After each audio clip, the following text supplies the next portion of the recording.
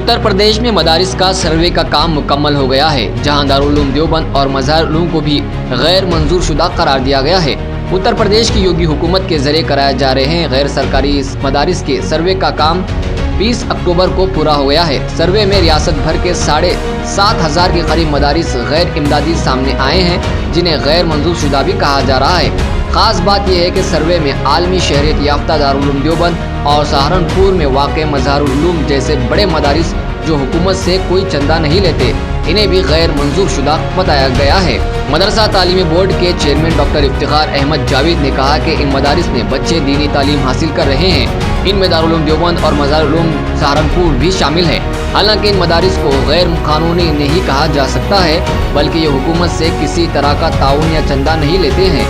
यहाँ हुकूमत की जानिब से जारी निसाब भी नहीं पढ़ाया जाता है। सर्वे को लेकर लोगों में कुछ भरम है। सर्वे में ये मालूम करना है कि कितने मदारिस सरकार से मदद हासिल कर रहे हैं। जो मदारिस हुकूमत से मदद हासिल कर रहे हैं, इनका महकूमा अक़लियत में रजिस्टर ज़रूरी है, लेकिन जो मदारिस हुकूमत से कोई मदद नहीं ले रहे हैं, इनको गैर कानूनी नहीं कह सकते हैं। इस पर बात करते हुए दारुल उलूम देवबंद के मोहतमिम मौलाना मुफ्ती अबुल कासिम नोमानी ने वजाहत करते हुए कहा कि ये सही है कि हमारा मदरसा किसी बोर्ड से मुल्हक नहीं है, लेकिन ये एक आज़ाद कानूनी तालीमी इदारा है जो दस्तूर के दफ़ा 25 के तहत मजहबी तालीम देता है। इन्होंने कहा कि दारुल उलूम देवबंद अगरचे किसी बोर्ड से मुल्हक नहीं है, लेकिन वो सोसाइटी एक्ट के तहत रजिस्टर तालीमी इदारा है जो किसी भी तरह की सरकारी इमदाद नहीं लेता है।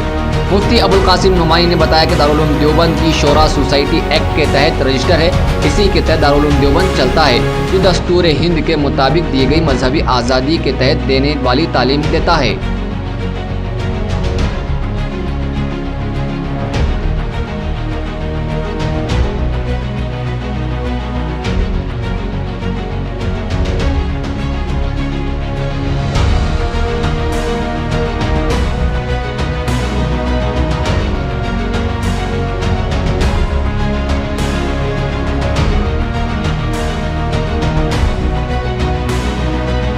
अगर आपने चैनल को सब्सक्राइब नहीं किया है तो जरूर सब्सक्राइब करें, बेल आइकन भी प्रेस करें ताकि खबरें आप तक बर वक्त पहुंच सकें। मजीद अपडेट्स के लिए आप व्हाट्सएप ग्रुप भी ज्वाइन कर सकते हैं, लिंक डिस्क्रिप्शन में मौजूद है।